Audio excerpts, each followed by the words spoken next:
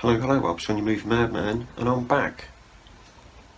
And today I've got another one of my Christmas movies that I'm going to show you. In fact, most of my videos in the next couple of weeks will probably be me showing you and talking about the films I opened over Christmas. So look forward to that.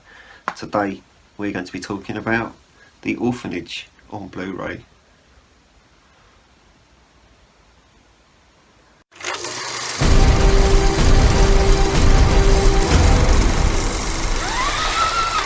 So here we go then. This is The Orphanage, released in 2008, and for some reason I watched it for the first time this year, the end of last year, something like that. So this is what I'm talking about today. It says at the top here that it's the new Pan's Labyrinth. Excellent. I'll tell you something right now, this film is nothing like Pan's Labyrinth at all. Like, it's not even similar in any way. The only way this film is similar to Pan's Labyrinth is that Guillermo del Toro's name is on it and it's in Spanish. That's it. It's the only two similarities there are. There's a back cover for you, just because I never show you back covers. Although I am told that I show the back cover more often than I think I do, so maybe I have shown you the back cover before, but you can see it again, can't you? So what can I tell you about this? I don't know if I would go as far as to say this is a horror film. I found this when I was looking for horror films that I hadn't seen. This was on a list on Google, so straight away I was like, I'm gonna look into that. It took me absolutely ages to be able to get this. I'm pretty sure this is out of print now.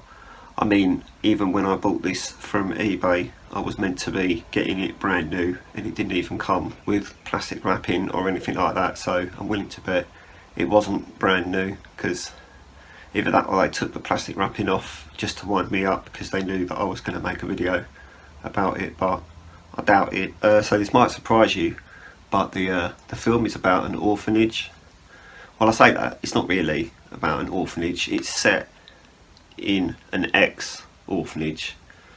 There you go. So the building it's set in used to be an orphanage, and then one of the ladies, a lady moves in who used to be one of the orphans in the orphanage that's the building that she's living in.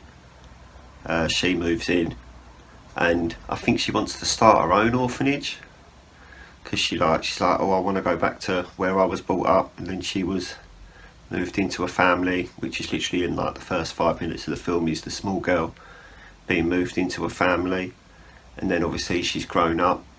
They don't really tell you that, so I just thought I'd let you know.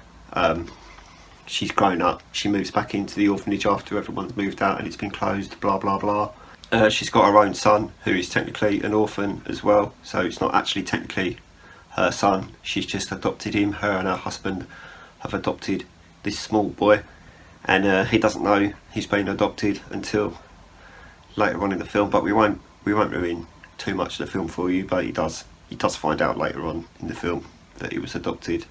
And then he goes missing. So just to wind up his mum and dad, he goes missing. No, wait a minute, let's backtrack a little bit.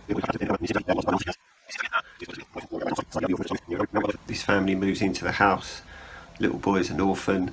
He's got an imaginary friend. He's got an imaginary friend that he talks to quite a lot. I'm pretty sure he has two, actually. He has two imaginary friends, and then they go for a little walk on the beach, as families do, and they find like this little opening, like a cave, that's the word I'm looking for. They find a cave, they go inside, and the small child finds himself another imaginary friend and leaves like a trail of shells going back to the house so that his imaginary friend can come to stay.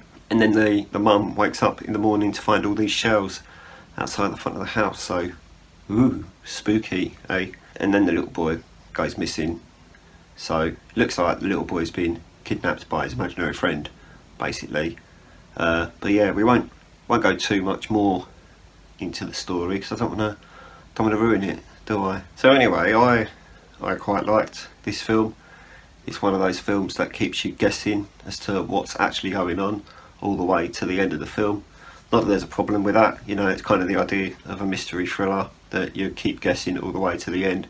Then it gets to the end and you're a bit like, oh right, so what's actually happening? I'm a bit confused. I was a bit confused at the end, to be fair, though. I get quite confused quite a lot. But yeah, all in all, I really liked The Orphanage. Have you seen The Orphanage? What did you think of it? Let me know in the comments, eh? Comment. It's not directed by Guillermo del Toro. It says Guillermo del Toro presents at the top there, but he didn't direct it. He just presented it / produced it.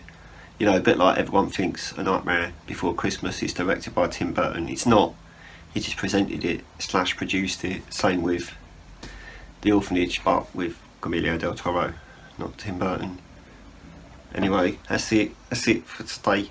I'm gonna go. Bit of a shorter one today, but I didn't want to talk too much about a film that you might not have seen. I mean, it's been out since 2008, so chances are you probably have seen it by now. But yeah, you can let me know in those comments if you've seen it. Comment. So I'm gonna go. If you could like this video and subscribe to the channel if you haven't already, and I'm gonna fuck off. Okay? Goodbye.